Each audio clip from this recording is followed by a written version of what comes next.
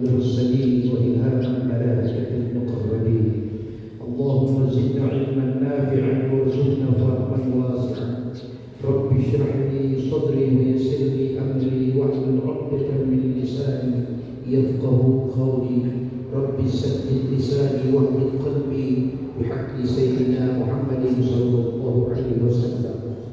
دستور كل على الدرب على الباطل على النور وعلى النور بجاهه وببركة نبينا محمد صلى الله عليه وسلم. أما بعد.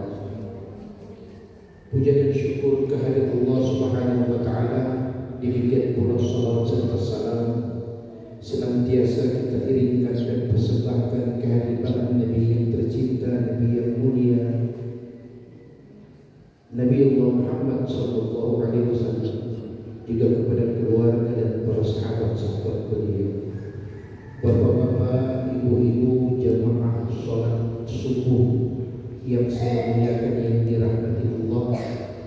Hal pertama, harapan kita semua, yaitu semoga berlalunya hari-hari sejak awal Ramadan hingga saat ini, insya Allah puasa kita menjadi puasa yang dipandang oleh Allah. Amal ibadah kita, baik itu di siang dan maupun di malam hari, menjadi asbab insya Allah lahirnya rahmat Allah kepada kita semua. Amin. Bapak-bapak, ibu-ibu, jamaah Masjid Jami dan Masjid Asyuhada yang saya muliakan, ada satu kisah cerita yang terjadi pada beberapa ratus tahun yang lalu, yaitu yang berkaitan dengan Syekh Abdul Qadir Al-Jailani. Pernah dengar nama itu? Syekh Abdul Qadir Al-Jailani ini adalah seorang sufi, seorang ulama ahli tarekat. Beliau dikenal sebagai ulama ahli tarekat bukan berarti beliau tidak faham dengan ilmu-ilmu yang lain. Beliau ini saking alimnya sehingga Allah memberikan satu karunia kepada beliau ini, kepada Syekh Abdul Qadir Jailani, sehingga binatang yang berbicara pun dia mengerti. Binatang berbicara dia faham. Itulah karunia yang Allah berikan kepada beliau.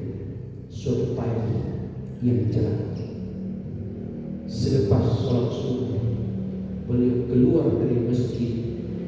Di tengah jalan bertemu dengan seorang pemabuk, seorang laki-laki pemabuk yang hidupnya tiada hari tanpa minuman. Kalau orang ketemu dia, kalau dia tidak mabuk berarti ada hidayah. Ada begitu di sini. Kalau dia tertarik belum genap itu hari itu, saya yakin tidak ada. Karena tempat yang mulia ini hanya orang yang punya niat dan hati yang baik yang ada di sini. Tapi ingat, yang di luar juga tidak kalah baiknya. Bisa dipahami? Wabillahi taufiq wal hidayah.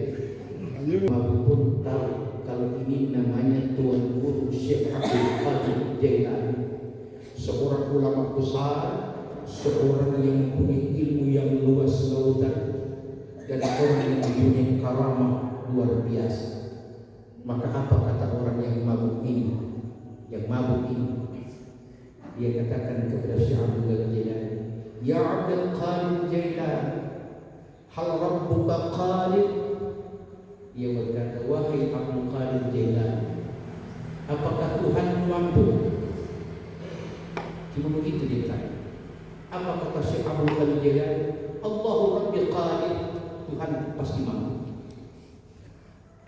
Dia tanya lagi yang kedua kali, "Ya Abdul Qadir, hal rabbuka qadir?" Apakah Tuhan mampu? Syekh Abdul Qadir menjawab, "Allahu Rabbi qadir." Tuhanku pasti mampu. Dia tanya lagi yang ketiga kali, "Ya Abdul Qadir, hal rabbuka qadir?" Apakah Tuhan mampu? Tiba-tiba Syekh Abdul Qadir Jailani menangis. menangis dengan tangisan yang terseduh-seduh hingga air matanya membasahi jenggot dan tambahnya. Kemudian tiba-tiba si Abu Talib berdiri, kemudian beliau sujud minta ampun kepada Allah dengan pertanyaan yang sama untuk yang ketiga kali. Coba kalau orang bertanya begitu, ada di masjid, ada tanya ulang begitu, ada di masjid lantai kan? Betul. Ini orang-orang bertanya, bukan panggil berkelahi. Oke. Syekh Abdul Qadir Jilani menjawab, yang pertama Allah mampu, yang kedua Allah mampu, yang ketiga ini yang membuat dia menangis. Sudah tahu kenapa dia menangis, Pak? Sudah tahu kenapa dia menangis? Belum. Kalau sudah tahu, tidak mungkin saya di sini. Siapa? Saya di sini untuk menjelaskan apa yang tidak tahu. Murid yang bersama beliau berkata setelah perginya orang mau tanya, guru, mengapa 3 pertanyaan yang sama engkau menjawabnya 2 dengan jawaban mampu dan yang ketiga engkau menangis? Kata Syekh Abu Talib, wahai anakku, aku paham apa yang dia tanya, karena sebahagian dia ucapkan dengan lisannya dan sebahagian dia berkata dalam hatinya. Aku pun tahu apa yang di hatinya. Maksudnya, pertanyaan pertama, ya Abdul Qadir Jailani, hal Rabbuka qadir, apakah Tuhanmu mampu? Tidak mampu. Karena yang dia tanya adalah, ya Abdul Qadir Jailani, aku ini orang hina, aku ini pemalu, tiada hari tanpa maksiat. Apakah Tuhanmu mampu mengampuni segala kesalahanku yang seluas lautan dan setinggi langit? Maka aku pun jawab, ya Allah Tuhan mampu memaafkan. Sedih Pak. Ketika dia bertanya yang kedua kali, wahai Abu Dzar Jailani, apakah Tuhanmu mampu menjadikan aku orang mulia? Kata Syekh Abdul, iya Tuhanku mampu. Namun guru, kenapa yang ketiga engkau menangis? Kata Syekh Abdul, wahai anakku, yang ketiga itulah yang membuat aku tak sanggup untuk menerimanya. Ketika dia berkata, ya Abdul Jailani, apakah Tuhanmu mampu menjadikan engkau orang yang mulia menjadi hina seperti itu, dan aku yang hina menjadi mulia seperti engkau? Di situ aku tidak mampu menjawabnya, karena pasti Allah mampu menjadikan orang mulia menjadi hina. Dari kisah ini kita ambil pelajaran. Setinggi apapun yang kita miliki, jangan itu menjadi asbab kita lupa siapa yang memberi. Sehingga apapun diri kita di hadapan manusia, yakinlah Allah Tuhan yang menjadikan kita dalam keadaan mulia. Bukankah ada ayat yang berkata, laqad karramna bani Adam fil barri wal bahri, telah kami jadikan mulia anak keturunan Adam daratan dan di lautan. Kedua, Allah mengatakan, laqad khalaqnal insana fi ahsani taqwim, kami jadikan manusia dalam bentuk dan rupa yang sangat indah, sehingga di hadapan Allah manusia itu adalah makhluk yang indah dan sempurna. Hanya di tengah-tengah antara kita lah yang kadang-kadang menjadikan kesempurnaan itu menjadi asbab lahirnya dengki, iri, hasud. Itu yang menyebabkan kita jauh daripada hidayah Allah. Tadi waktu dari rumah saya dijemput Pak Karyanto. Pak Karyanto tanya, Pak Ustaz, yang bagaimana sih yang dimaksud hidayah? Saya katakan, hidayah itu tidak akan datang. Hidayah Allah tidak akan datang kalau tidak ada sebab yang dibuat oleh manusia. Maksudnya, bapak sholat, ibu sholat, bapak ibu puasa, bapak ibu zakat, haji, umrah, sedekah, itu adalah perintah agama. Ada yang wajib, ada yang anjuran atau kita kenal dengan kata sunnah. Masalahnya adalah dari semua yang Allah perintahkan, baik yang wajib maupun yang anjuran atau sunnah, apakah itu sudah jadi jaminan kita masuk ke surga Allah? Tidak. Contoh puasa. Allah mengatakan as-shawmu li wa ana ajzi bihi. Puasa itu untukku dan hanya aku yang tahu seperti apa aku membalasnya. Karena orang puasa dan tidak puasa sama dari signal. Betul? Yang tahu di signal itu loaded dengan yang lancar siapa? Allah. Yang punya handphone. Yang tidak punya handphone tidak tahu yang mana loaded dan mana. Allah yang perintahkan, manusia yang berpuasa Allah tahu puasa seperti apa yang dia lakukan. Saya kan tidak makan, saya kan tidak minum. Nanti maghrib baru saya makan dan minum.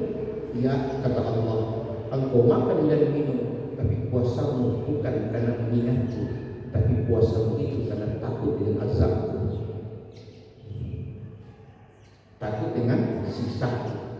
Kalau kita tidak ancam siksa, tidak puasa. Tapi karena kita bilang inna azabi lasyadid, sesungguhnya siksaku sangat pedih, itu yang bikin kau takut. Tapi kalau engkau beribadah kepada hanya karena takut kepada aku, boleh, tidak mengapa. Tapi kau bukan orang yang spesial di hadapan Allah. Makanya ketika Rabi'atul Adawiyah dia berdoa di mihrabnya, ini Rabi'atul Adawiyah ini seorang waliyah, seorang wanita yang salehah, yang Allah berikan karamah. Dia berdoa begini Pak, doanya Bu, Ilahi, dia mengatakan, in kuntu a'buduka tama'an li jannatik fahrimniha, wa in kuntu a'buduka khawfan min narik fa'alqiniha, wa in kuntu a'buduka wajhan faghfirli warhamni.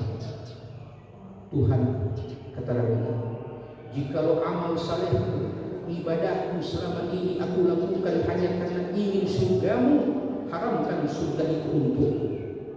Tapi bila aku berbuat amal saleh ini hanya karena takut dengan siksa api nerakamu, maka aku rela kau masukkan ke dalam azabmu, asal dengan cintamu aku masuk ke dalam api neraka jahanam.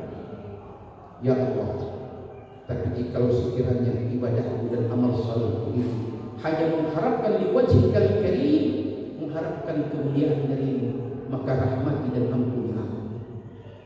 Ini doa orang yang sadar beramal, bukan yang sekedar beramal. Bisa dipahami? Yang sadar beramal, bukan sekedar beramal. Pertanyaannya, tolak semua yang sembahyang tadi masuk gimana? Sadar beramal atau sekedar beramal? Sekedar beramal. Ya, jangan jawab. Hanya Anda dan Allah yang tahu. Kalau Anda jawab, disitulah kesalahan dimulai. Karena hanya Allah yang pantas menilai, bukan kita yang menilai, apalagi orang lain. Itu baru amal yang benar. Makanya tidak boleh ada berusaha. Seperti si pemabuk tadi. Karena dia tahu ini orang yang dekat dengan Allah, maka dia butuh jawaban. Dengan kemuliaan wahai Syekh Abdul Qadir Jailani, apakah Allah mampu menukar posisi? Kau jadi hina seperti aku dan aku jadi mulia seperti engkau. Itu yang tidak sanggup dijawab oleh Syekh Abdul Qadir Jailani. Artinya, sebagai manusia mesti ada kesadaran. Dengan kesadaran inilah kita mulai mengambil hikmah kehidupan. Ada manusia kadang-kadang kalau tempatkan di tempat yang tinggi, walaupun tidak jarang Allah tempatkan manusia di tempat yang di mata manusia rendah. Saya kasih contoh. Tahu itu orang sombong Pak? Yang bagaimana ibu orang sombong itu? Ada yang boleh kasih saya definisi sombong itu yang bagaimana? Atau Atau ciri-cirinya orang sombong bagaimana? Semua bila saya tanya pasti kita akan berikan jawaban yang beragam. Ada yang bilang orang sombong itu kalau bicara tinggi dia mau dibawa. Ada lagi orang bilang orang sombong itu kalau mau berpakaian selalu mau mewah, dan sebagainya dan sebagainya. Apa benar itu definisi sombong? Kita akan salah. Kenapa? Karena yang merasa itu adalah sesuatu kebanggaan hanya orang yang punya diri, bukan siapa-siapa. Makanya agama katakan orang yang sombong itu dia merasa besar. Oke, itu orang yang sombong kata agama. Sehingga orang yang dia lihat jadi kecil karena dia merasa besar. Ibarat orang di atas bukit melihat orang di bawah kecil, tapi jangan lupa yang di bawah juga lihat kau kecil di atas. Berarti tidak boleh sombong. Bisa dipahami Pak? Nah, lanjut sebelum ada tanya jawab. Ketika seseorang diberi hidayah oleh Allah, itu mesti ada sebab. Bapak saya yang sholat subuh tadi, apa kita sudah dapat hidayah? Sudah dapat hidayah? Apakah sholat subuh tadi itu bentuk hidayah? Bukan. Orang yang tidak sholat subuh di masjid tapi di rumah juga hidayah? Bukan. Kenapa bukan? Itu amalan dari sebuah perintah yang datangnya dari Allah. Tapi itu belum tentu hidayah. Orang yang diberi hidayah oleh Allah, amal ibadahnya dan sikapnya pasti akan bersesuaian dengan ibadahnya. Saya mau tanya itu, ada tidak orang yang rajin sholat 5 waktu? Ada. Saya tanya lagi, ada tidak orang yang sholatnya rajin, gibahnya juga lancar? Yang paling banyak bergibah tanpa dia sadar adalah orang-orang yang di masjid, bukan di meja judi. Yang di meja judi tidak ada waktu untuk bergibah, karena yang ada di pikirannya hanya bagaimana menang. Betul? Tapi orang yang di masjid punya kesempatan besar untuk bergibah, karena dari maghrib ke isya 1 jam. 1 jam bila duduk di sini, maka akan muncul berbicara. Pertama startnya bagus. Mana Pak Nasruddin? Oh, beliau tidak ada hari ini. Beliau biasa sholat maghrib berjamaah, ini sudah 3 hari tidak datang. Awalnya bagus. Mana Pak Nasruddin? Tapi sudah mulai mengarah ke ghibah. Kenapa? Kalau Pak Nasruddin tahu dia dipertanyakan ketidakhadiran, pasti dia tidak suka. Dan itulah ghibah. Makanya Nabi katakan kepada sahabatnya, "Atadruna mal ghibah?" Tahukah engkau apa itu ghibah, wahai sahabat? Sahabat berkata, Allah dan Rasulnya yang tahu seperti apa itu ghibah. Nabi berkata, "Al-ghibah dzikruka akhaka bima yakrah." Ghibah itu adalah engkau membicarakan tentang saudaramu dan orang yang engkau bicarakan tidak suka ia bicarakan. Itu ghibah. Tapi sahabat membantah. Sahabat berkata, bagaimana kalau yang kita bicarakan itu adalah yang benar? Nabi bilang, bila itu benar tapi tidak disukai oleh orang yang kau bicarakan, ghibah. Tapi kalau itu tidak benar, faqad bahatta, kata Nabi, itulah fitnah namanya. Betul tidak? Makanya kalau di dalam masjid sudah duduk begini, ada ceramah, kita fokus, tidak ada waktu akal hati untuk berbicara. Betul tidak? Berarti taklim menyelamatkan untuk beberapa saat kita melakukan kesalahan. Tapi coba kalau tidak ada taklim, orang dulu biasanya orang baca cerita apa? Semua orang baca cerita. Yang penting ada cerita. Makanya ada satu orang yang berkata begini kepada gurunya, "Guru, bagaimana supaya kalau saya ke masjid tidak ada yang membuat saya merasa berdosa karena melihat?" Gurunya katakan, "Apa maksud? Saya kalau ke masjid, yang pertama saya lihat bajunya orang yang sholat. Kalau itu lolos, sejadahnya orang yang sholat. Kalau itu lolos, perhiasannya orang yang sholat." Kenapa demikian? Karena kadang-kadang ada pakaian, ada perlengkapan sholat yang membuat aku iri, karena aku tidak mampu membeli. Kan kerudung sama, baju sama, tapi harga beda. Ya, itu pun dia anggap dosa. Gurunya bilang gampang kalau ente itu jadi masalah. Caranya bagaimana? Kau ambil air di gelas, bawa ke sini. Air dibawa dengan gelas. Baru gurunya katakan, "Kau lihat orang yang duduk? Ya. Coba kau keliling semua yang mesti kembali ke sini dengan catatan, usahakan jangan ada air setetes pun yang tumpah dari gelas." Oh, baik. Dia keliling, dia jaga jangan sampai air itu tumpah.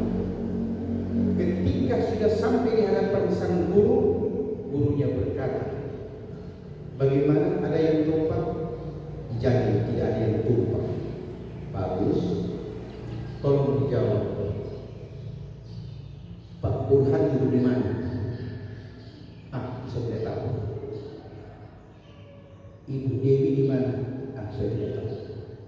Padahal Pak Burhan di situ, Ibu Dewi di sini, Om Husin di situ, Om Kadir di sana. Oke. Kenapa kau tidak tahu padahal engkau satu masjid satu tempat? Iya guru, saya tidak perhatikan mereka, saya kan perhatikan air. Apa kata sang guru? Bila engkau datang ke rumah Allah dengan niat karena Allah, maka engkau tidak akan memperhatikan hal seperti itu. Seperti engkau fokus pada air. Makanya ada niat iktikaf. Bisa dipahami Pak? Baik. Kalau ada pertanyaan silakan. Kalau tidak kita pulang dan tidur. Lanjut. Boleh lanjut? Lanjut. Artinya harus bertanya ya. Langsung sampai pokoknya mulia sampai di gedung pulang. Nah. Jadi ada 3 orang pemuda. 3 orang pemuda. Mereka bersepakat. Orang harus cari guru. Orang harus cari guru yang maksudnya temannya tanya. Orang mau belajar agama, Quran 30 juz pindah di kepala, ribuan hadis Nabi pindah di kepala. Tapi orang mau lama-lama, orang mau cuma 1 hari belajar Quran 30 juz pindah, ribuan hadis pindah. Oh, kalau begitu mesti cari guru yang betul-betul mampu. Maka keliling negeri mereka cari guru, cari kiai, cari ulama. Mereka dapat jawaban yang sama. Apa itu? Segila moni. Sedangkan saya sudah 80 tahun membaca Quran, belajar Quran, sampai hari ini belum finish. Selama 80 tahun. Komuni 3 ini cuma 1 hari. Kau mau itu Quran 30 juz pindah di kepala, ribuan hadis pindah di kepala. Mencari guru yang mau. Keliling, hampir semua guru-guru yang mereka tahu itu keliling jawaban besar. Terakhir sudah mau putus asa. Orang 3 bilang begini, tunggu, jangan dulu orang putus asa. Masih ada 1 guru yang belum orang datang. Siapa? Sebutkan nama guru. Oh iya, ini guru ini Abu Nawas, bukan Abu Nawas. Artinya DP Abu Nawas tidak ada. Dia datang. Assalamualaikum. Waalaikumsalam warahmatullahi wabarakatuh. Pak Kiai, ya, kami bertiga ini datang ke sini ada hajat. Alhamdulillah. Apa hajatnya kalau boleh saya tahu? Begini Pak Kiai, sudah puluhan ulama, kiai-kiai, ustaz-ustaz besar dari mulai Ustaz Boros sampai Ustaz Alus, orang sudah mau minta belajar, tapi mereka cuma jawab sah, orang Sugila. Kenapa bisa? Iya, karena begini Pak Kiai, orang ini suka belajar agama, Al-Quran 30 juz di kepala, ribuan hadis lagi di kepala, tapi cuma 1 hari. Pak Kiai bilang, oh terlalu lama. 1 hari terlalu lama. Kalau sama saya 1 jam. Sampai yang dibilang.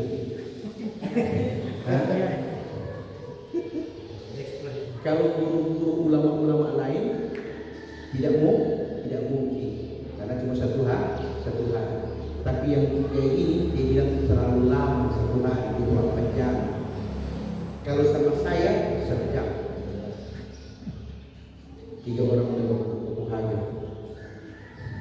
Orang Sugila tapi di sini ini. Akhirnya apa Pak? Pak Kiai bilang, tapi saya ada syarat. 1 syaratnya.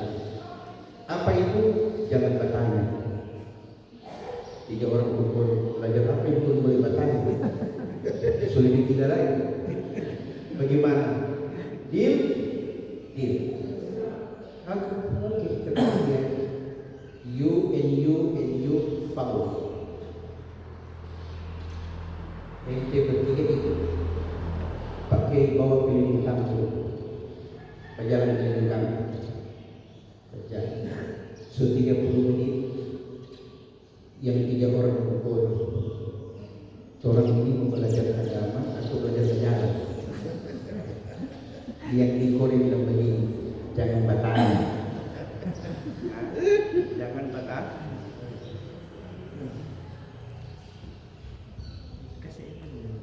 Pakai yang itu ya. Ya, jangan bertanya. 30 menit. Tinggal 10 menit. Masih jam. Pas tinggal 10 menit, 1 jam, pakai tiba-tiba berhenti di depan sebuah gua yang besar dan gelap. Kata Pak Kiai, kalian bertiga masuk ke dalam. Jangan bawa penerang, jangan bawa lampu, jangan bawa korek, jangan bawa HP. Gunakan perasaanmu, nalurimu, tanganmu untuk mengambil apa yang bisa kau ambil dari dalam gua yang gelap. Maka 3 orang pemuda tadi masuk Pak, mulai gunakan ilmu raba sana, raba sini, pegang sana, pegang sini. 3-tiganya sama. Yang mereka pegang batu, ada batu kecil, ada batu sedang, ada batu besar. Orang pertama, ketika dia pegang batu kecil, dia pegang batu sedang, dia pegang batu besar. Dalam pikirannya begini Pak, kalau cuma belajar pegang batu, di belakang rumah batu kuala besar-besar, ya, maka dia tidak ada yang dia ambil. Padahal Pak Kiai bilang ambil apa yang bisa pegang. Bapak kamu kenapa dia tidak ambil orang pertama? Karena dia yakin bahwa dia sedang diuji kecerdasannya oleh Sang Hyang. Jadi kalau saya ambil, paling Pak Kiai bilang, siapa kan ambil bodoh, kau batu kena ambil. Itu pikiran dia. Orang kedua lain lagi, batu kecil, batu sedang, batu besar. Sudahlah, aku ambil batu yang sedang, masuk daripada tidak sama sekali. Orang yang ketiga, batu besar, batu sedang, batu kecil, dia ambil yang kecil. Apa pikirannya? Nanti kalau nggak tanya, nanti terima di ya.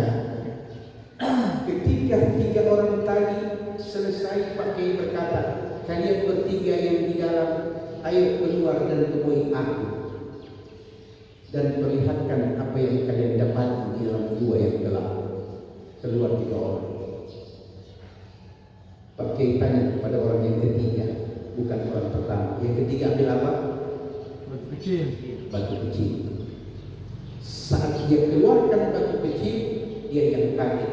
Ternyata batu kecil itu adalah intan. Batu intan. Langsung timbul pikirannya. Tadi itu sudah pegang boros. Siapa kita ambil yang kecil sekali?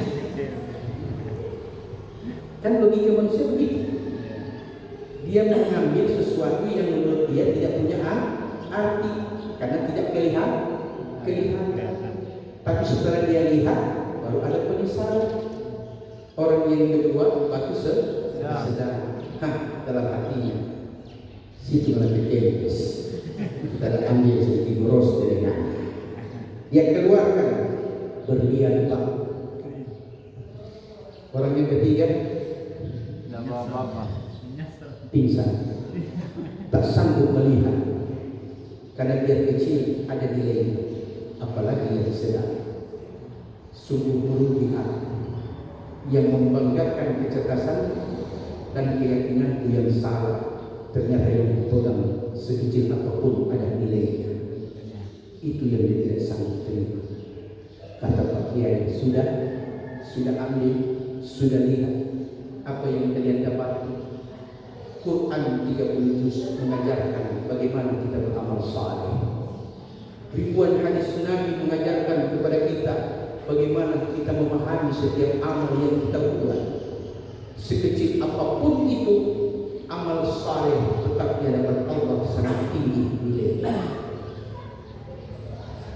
Gua yang kalian masuki gelap gulita, itulah gambaran dunia yang membuat kalian lupa dengan sesuatu yang indah untuk akhirat.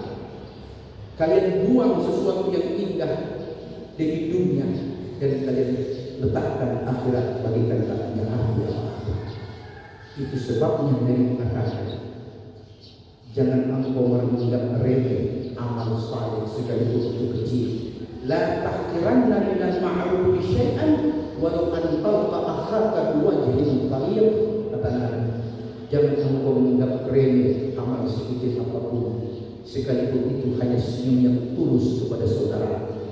Nilainya di hadapan Allah pasti tinggi. Bisa dipahami?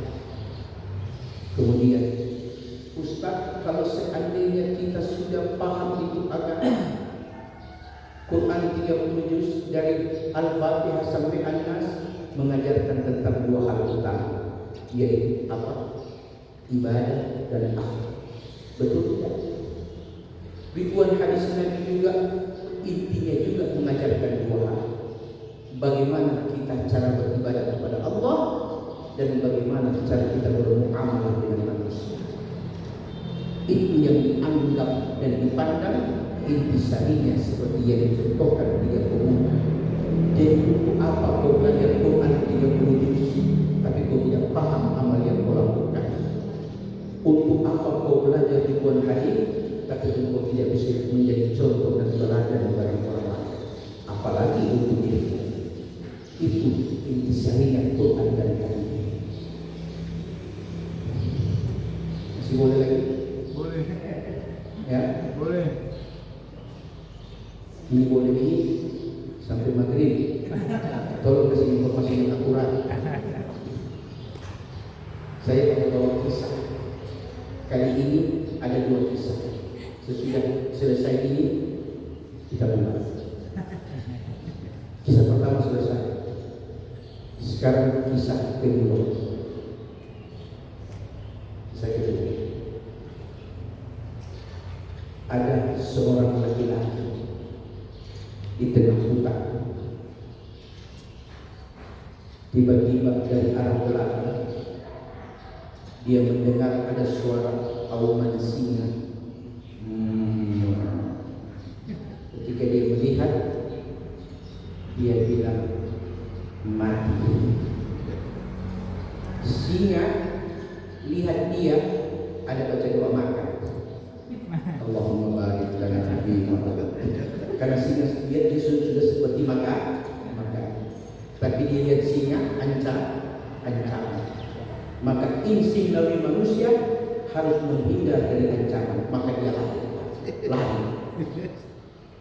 Anda kira ketika lari selesai masalah? Tidak, singa mengejar. Makin kencang dia berlari, singa pun tidak kalah juga kecepatannya. Akhirnya tiba dia di tepi jurang. Dia bilang ini gagal, maju, hancur, badiam, nggak terima di doa makan. Yang lebih aneh lagi, ketika dia lihat di bawah jurang, Allahu Akbar, ada 2 ekor buaya di bawah di sungai yang lagi juga baca doa makan. Allahumma barik lana fima razaqtana wa qina adzaban. Dia bilang sungai ada tampak kecuali doa makan semuanya. Kalau seandainya bapak-bapak dalam kondisi seperti itu, mau pilih yang mana? Singa makan fere atau buaya kurang pas? Pilih yang mana? Jangan jawab, kembalikan ke saya. Ustaz yang pilih yang mana? Karena Ustaz yang ceritain. Maka dalam ketidakpastian seperti itu, dia katakan apa? Kalau kita terjun ke bawah, kemungkinan masih ada harapan. Tapi kalau kita bertahan di sini, sudah tidak ada harapan. Karena tinggal berapa meter di belakang yang baca doa makan. Akhirnya dia lompat, Pak. Waktu dia lompat sesuai harapan, ada seutas tali yang menjuntai di tepi jurang. Di situ dia berpegang. Dia bilang selamat. Dia katakan kepada singa, hello, goodbye mewah. Singa cuma dia begini. Dia lihat ke bawah. Buaya ini semua buka mulut tapi tidak bisa dapat manis. Dia bilang aman. Dalam perasaan aman itulah tak disangka dan dinyana keluar 2 ekor tikus dari dinding jurang warna hitam dan putih yang sedang makan tali yang dia pegang. Jadi pelan-pelan. Kalau orang bagaimana? Berbalik ke atas ada singa, ke bawah ada buaya, batahan di tali ada tikus yang ada gigi pelan-pelan. Dalam keadaan yang seperti itu, tiba-tiba dia mendengar ada suara segerombolan lebah terbang di atas kepalanya. Dia mengangkat tangan.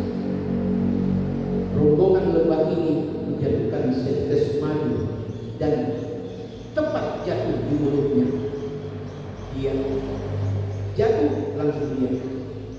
Masya Allah, alangkah manisnya madu ini.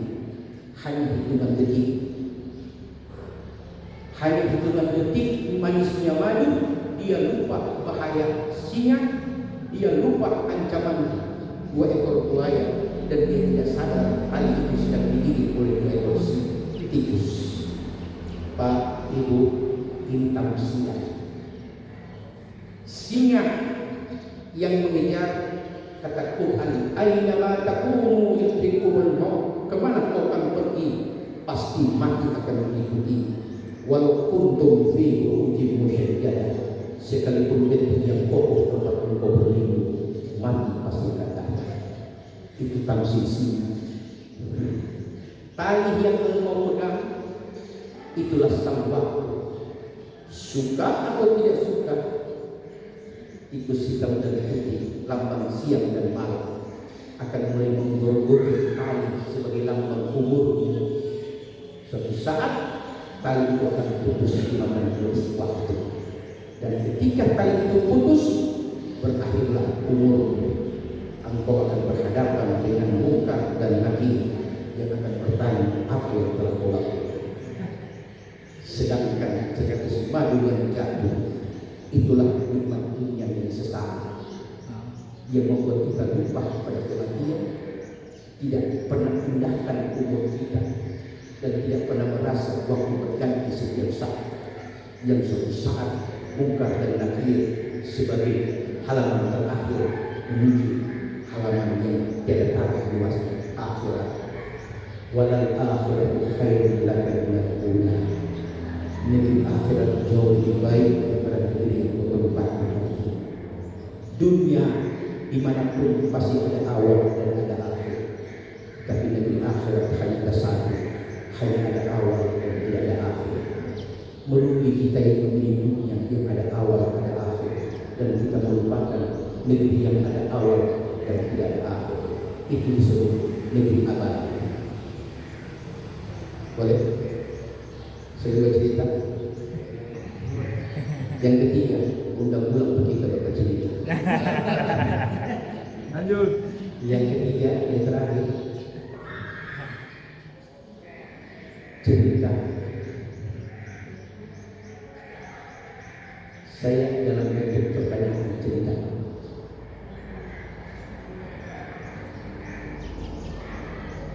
Anda tahu namanya kapal? Tahu namanya perahu? Soal model macam-macam, yang penting masih model kapal. Betul tidak? Saya ingin tanya Pak, tolong dijawab. Kapal yang dibuat oleh manusia, apakah dibuat untuk mengapung di tengah lautan atau untuk menyelam?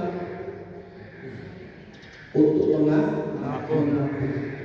Kalau semua orang yang bisa membuat kapal dan perahu dirancang untuk mengapung di permukaan laut, dan kalau begitu kenapa masih ada kapal yang tenggelam? Padahal dia dibuat untuk mengapung, bukan untuk tenggelam. Kenapa ada kapal yang tenggelam? Karena ada kebocoran yang menyebabkan ada air yang masuk ke dalam kapal, sehingga kapal suka atau tidak harus tenggelam. Betul? Manusia hidup dalam lautan masalah. Dia tidak akan hancur dengan masalah sekecil apapun selagi masalah itu dia tidak masukkan ke dalam hati. Hidup di tengah masalah, tapi kalau itu masalah sudah masuk di hati, kita hancur dengan masalah itu. Saya kasih contoh. Mau contoh? Saya, Pak Karyanto, Pak Imam, maaf Pak, bapak-bapak yang lain sudah ambil contoh.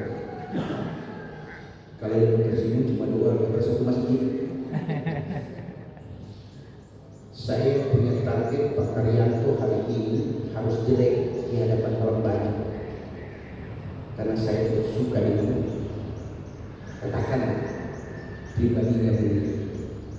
Tapi saya tidak berani menjelek-jelekkan beliau di hadapan orang.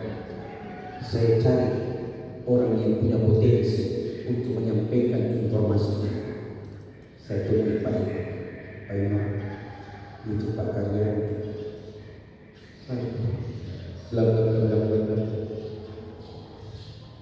Pak Imam, dia baru tahu. Pak Imam bilang, masa? Aduh, saya Pak Imam, ini Allah. Bayangkan untuk urusan orang, Tuhan dia bawa-bawa. Ini Allah. Potong di tepi jalan. Bayangkan, Tuhan yang mampu, jari dikasih jalan. Jadi juga Pak Imam masih belum percaya itu, cahaya lampu, cahaya neraka. Bayangkan, padahal lampu itu pabrik bikin bukan untuk urusan neraka, karena untuk meyakinkan bahwa apa yang dia bawa itu adalah yang betul. Setelah saya ceritakan, Pak Imam yang tadinya percaya mulai ragu. Yang tadinya Pak Imam tidak suka memperhatikan sama Pak Karyanto, mulai hari itu semua juga memperhatikan. Betul tidak? Berarti masalah sudah tidak selesai. Masalah sudah tidak selesai. Iya, anak sudah tidak di rumah. Karena masalah itu selesai. Tinggal menunggu yang jadi masalah. Tidak akan hancur manusia dalam lautan hidup yang bermasalah selagi masalah tidak tinggal dan masuk ke dalam hati. Itu cara menghindar dari masalah, karena kita bukan pegadaian mengatasi masalah tanpa masalah. Wabillahi taufiq wal hidayah. Assalamualaikum warahmatullahi wabarakatuh.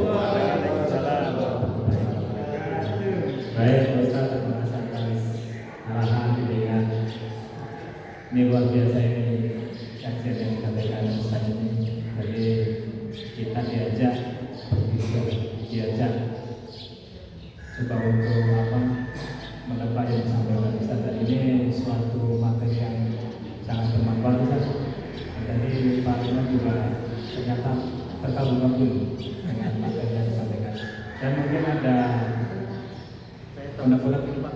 Saya tadi belum selesai yang pertama. Ini supaya jangan gagal paham.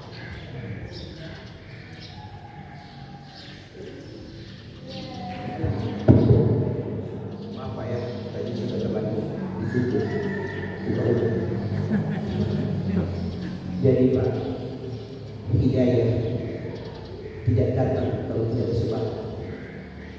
Orang yang datang setiap subuh, setiap 5 waktu di masjid, siapa tahu itu salah satu sebab datangnya hidayah Allah. Bagaimana caranya? Ketika ada sesuatu yang akan mendatangkan bahaya, tiba-tiba Allah berisyarat. Kenapa?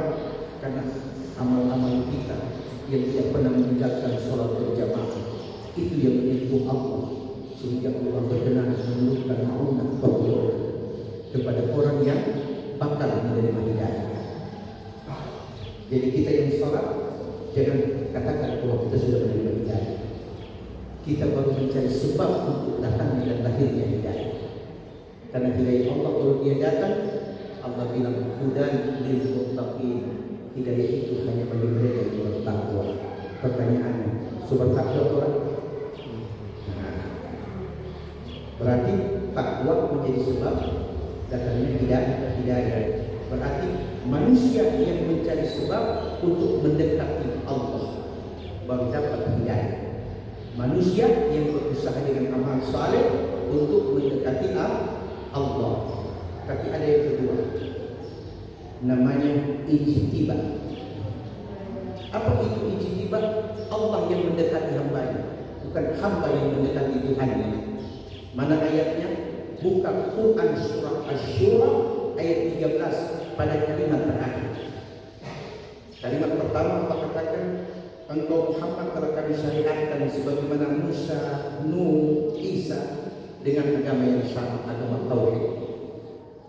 Tapi Allah bilang agama tauhid, engkau mendapatkan tauhid itu tergantung bagaimana kau dan aku.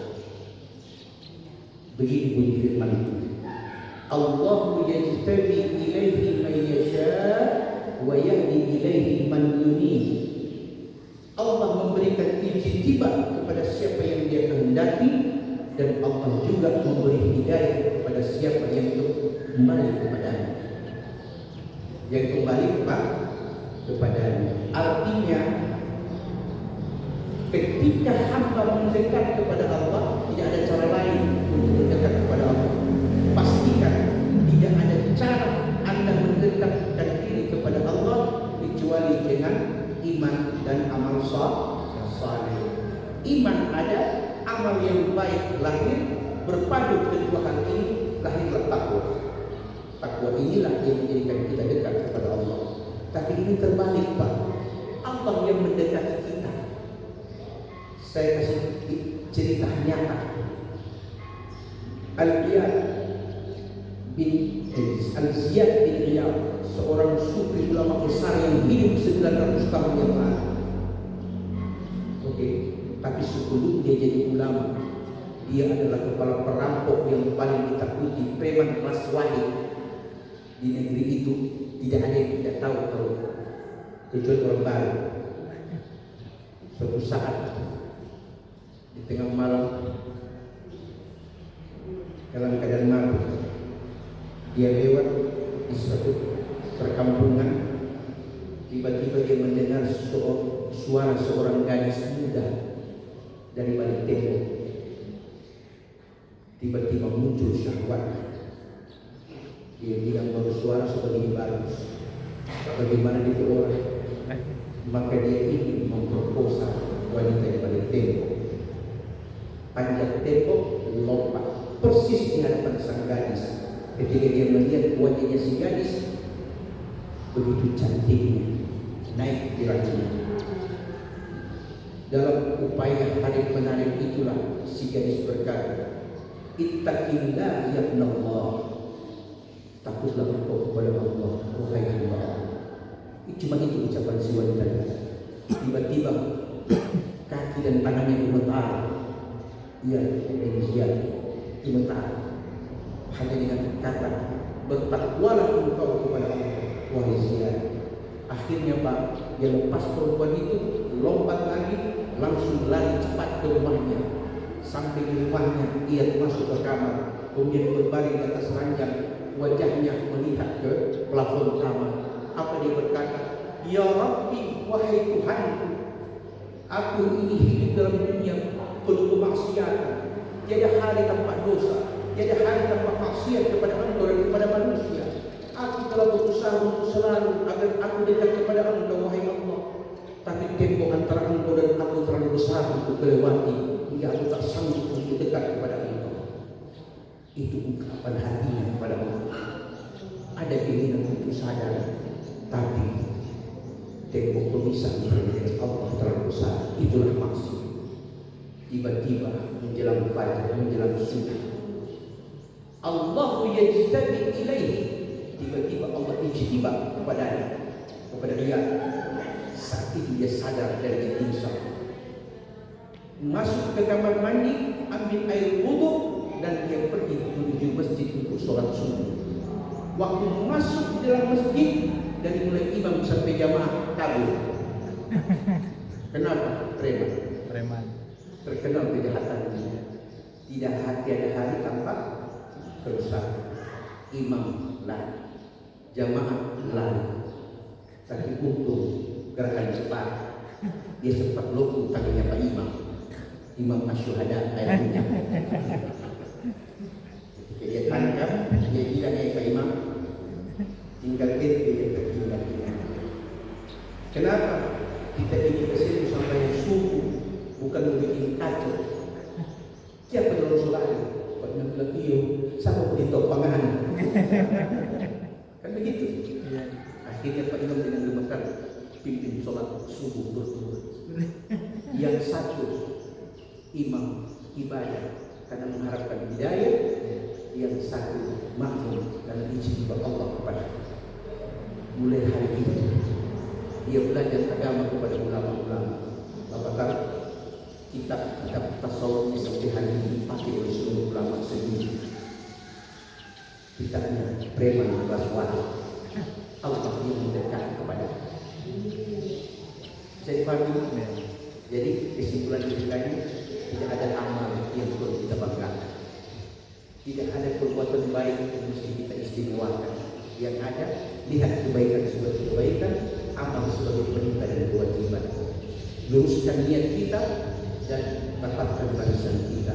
Itulah safwan wahidah dalam satu saf yang kokoh, kuat, iman dan Islam bersatu dalam jasad seorang manusia, maka dia akan hadir di hadapan Allah sebagai apa? Insan al-kamil, manusia yang sempurna lahir dan batin. Terima kasih. Hidup selalu lahir sempurna. Ya, baik Pak Ustaz, luar biasa ya. Penyampaiannya ada 3 yang disampaikan. Perkara hidayah saja. Terus yang kedua adalah kematian. Yang kedua kematian, dan yang ketiga tadi adalah ghibah dan fitnah. Jadi ini tadi pembahasan yang disampaikan dari misalnya. Jadi mohon Bapak Ibu jamaah sekalian yang mungkin ada yang menyampaikan, Pak Anjas, Pak Haji, mungkin ada yang menyampaikan. Ibu-ibu ada? Ya,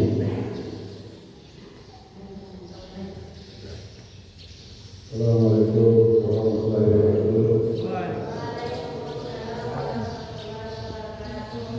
Selamat malam. Ustaz, terima kasih atas kisah yang terakhir tadi, Ustaz. Kisah yang terakhir tadi ini pertanyaan saya sudah lama, Ustaz.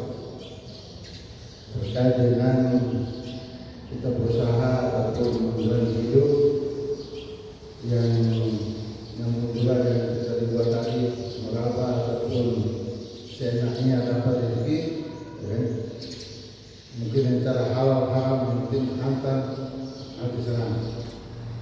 Ketika orang itu dapat hidayah, terus dia kembali ke jalan Allah, pertanyaan saya, rezekinya bagaimana? Mungkin tadi orang yang balik saja sudah lagu yang lain, kita masih cerita bagaimana rezeki yang masih ada dekat di rumahnya ataupun yang ada misalnya di bank. Kalau rokok terlalu jauh lah, turun dari hari itu kan mungkin sedikit karena ini dia masih ada. Saya kira rumah. Terima kasih pertanyaan yang bagus sekali. Rezeki itu ada dua tipe. Ada rezeki yang dicari dan ada rezeki yang datang. Bagus mana? Mencari. Ya. Rezeki yang datang atau rezeki yang dicari? Mencari. Jawabannya tergantung Anda. Betul tidak? Jawabannya tergantung Anda. Mari perhatikan ungkapan syair Imam Syafi'i dalam kitab Ad-Diwan. Imam Syafi'i begini syairnya.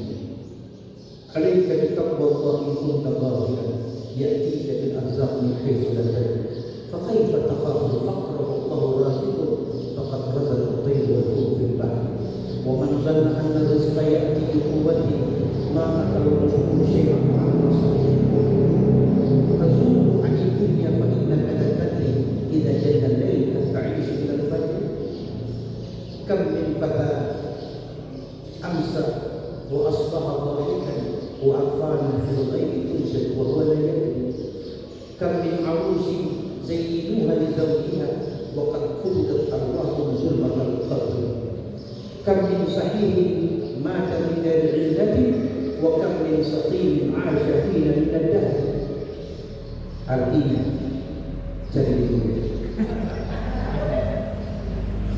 Kata Imam Syafi'i, alaika bitaqwallahi in kunta ghafilan.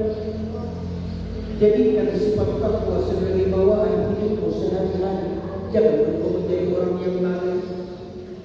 Ya'tika bil arzaq min haitsu la tadri. Pasti dengan takwa itu rezeki akan datang kepada engkau tanpa engkau pernah menyangka dan menduga. Itu rezeki yang datang. Sekarang rezeki yang dicari. Wa man zanna anna rizqa ya'ti bi quwwati ma aqra rasul syai'an ma'an nasr. Barang siapa yang mengira, menduga dan meyakini bahwa dengan kemampuan, kelihayan dan kecakapannya dia dapat memperoleh rezeki, ketahuilah burung pipit tidak akan pernah dapat rezeki karena burung elang lebih pantas dan lebih cepat. Jelas? Kemudian apa yang Ustaz? Tazulu 'anid dunya fa innaka la tadri idza jalla laylan ta'ishu ila al-fajr. Karena engkau sudah tahu rezeki ada yang datang dan ada yang mencari, maka mulailah atur dirimu untuk mengendalikan dirimu dengan dunia. Karena bila engkau tak sanggup mengatur antara dirimu dengan dunia, ketahuilah, kata Imam Syafi'i, idza janna al-lail hatta ta'ishu ila al-fajr. Bila malam mulai menyelimuti, apakah engkau yakin fajar terbit engkau masih hidup? Fakam min sahihin mata min dari illati. Berapa banyak orang yang segar bugar di hari itu, namun tiba-tiba meninggal seakan-akan tanpa sebab. Wa kam min saqimin 'asha hina min ad-dahri. Walaupun kata Imam Syafi'i tidak jarang engkau lihat orang yang terbaring sakit bertahun-tahun, namun sampai hari ini masih hidup. Fakam min fata amsa wa asbaha mahidan.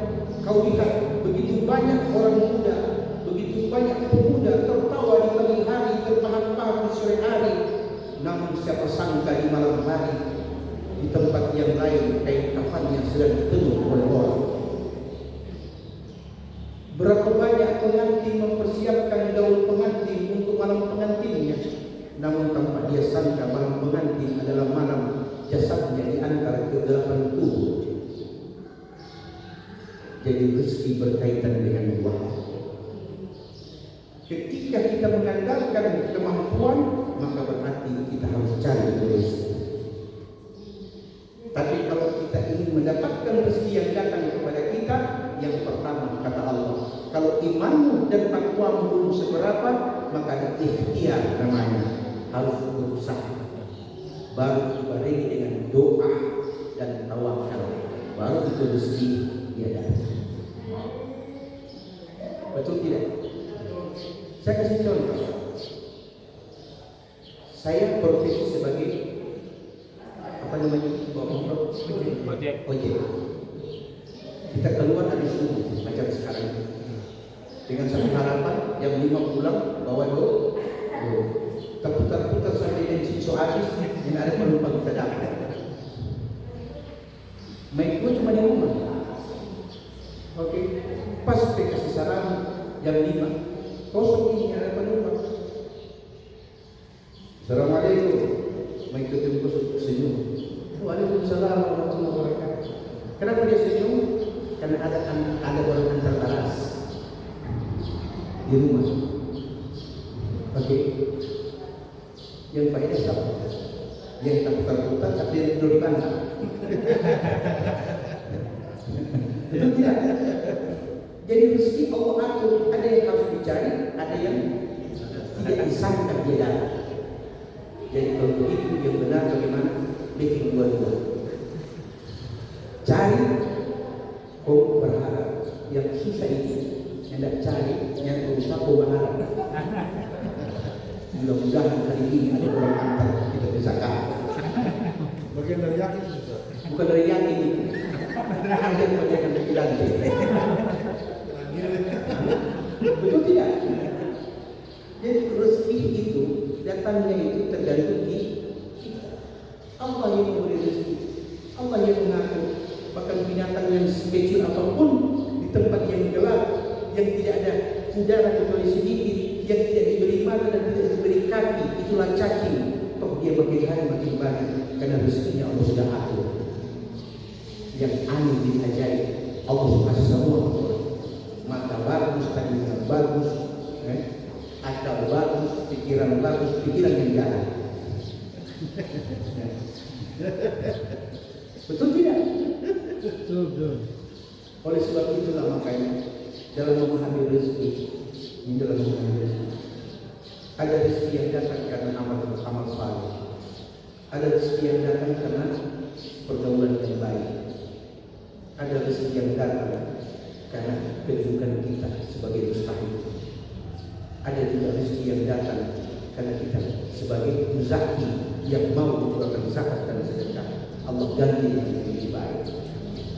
Dan ada rezeki yang datang yang ketika kita harus berusaha. Yang mana yang bagus? Yang mana yang bagus? Sudah nanti kurang 5 kopi dari masing-masing. Sebuah saya penutup Pak, penutup ya. Tapi kaki ini sudah tidak panas. Manusia ketika melihat masalah jadi anak. Manusia kalau melihat masalah jadi anak. Mau tahu mana? Mari saya tahu. Orang bodoh, diomo, tahu diomo? Orang bodoh, diomo, bukan lagi. Pokoknya yang satu arti lain apa? Beleng-beleng apa lagi? Pokoknya di arti itu buruk di bodoh. Orang bodoh selalu di mana-mana bikin masalah, bikin bagi salah, suruh di situ tak salah, itu orang bodoh. Betul tidak? Orang bodoh selalu bikin masalah. Itu pertama. Yang kedua, orang biasa itu orang dunia biasa suka bicara tentang masalah. Tadi kirang ajar Pak menikah. Padahal podcast ini kalian mau baca doa makan semua bukan. Tapi kalau saya ini sudah bawa ini iron dome. Ya, orang biasa suka berbicara tentang masalah. Orang bodoh suka bikin masalah. Orang hebat suka mengatasi masalah. Itu orang hebat.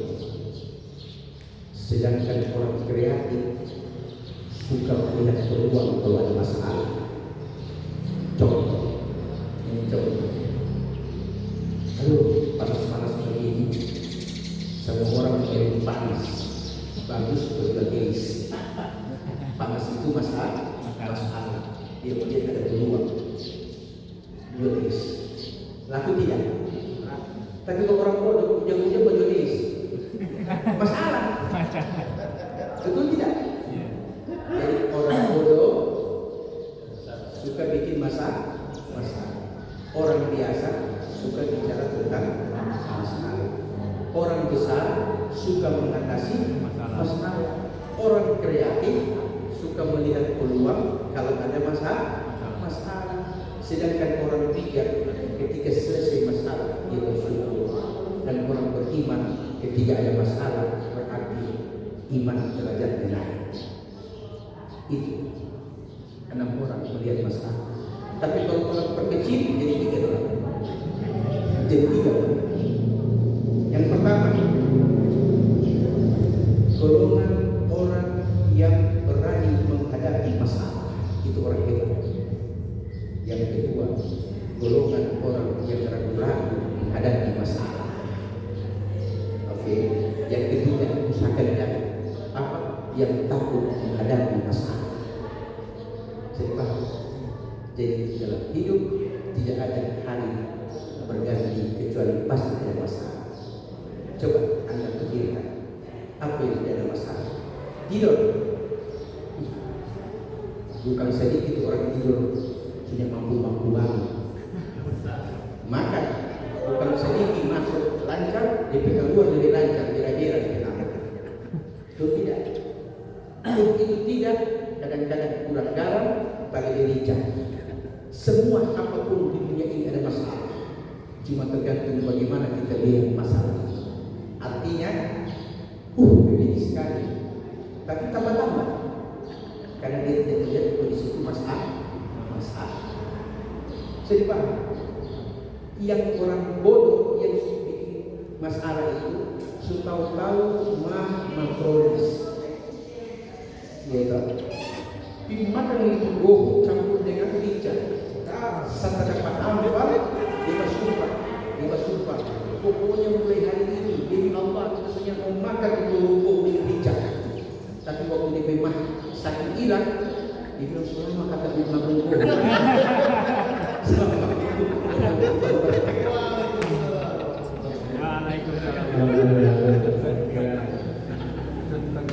Saya kira cukup ya, itu sudah materi seperti atas, sehingga kita cukupkan. Sekali lagi terima kasih Ustaz atas kajiannya, atas dan ini luar biasa dan bermanfaat buat kita semua. Saya kira assalamualaikum warahmatullahi wabarakatuh.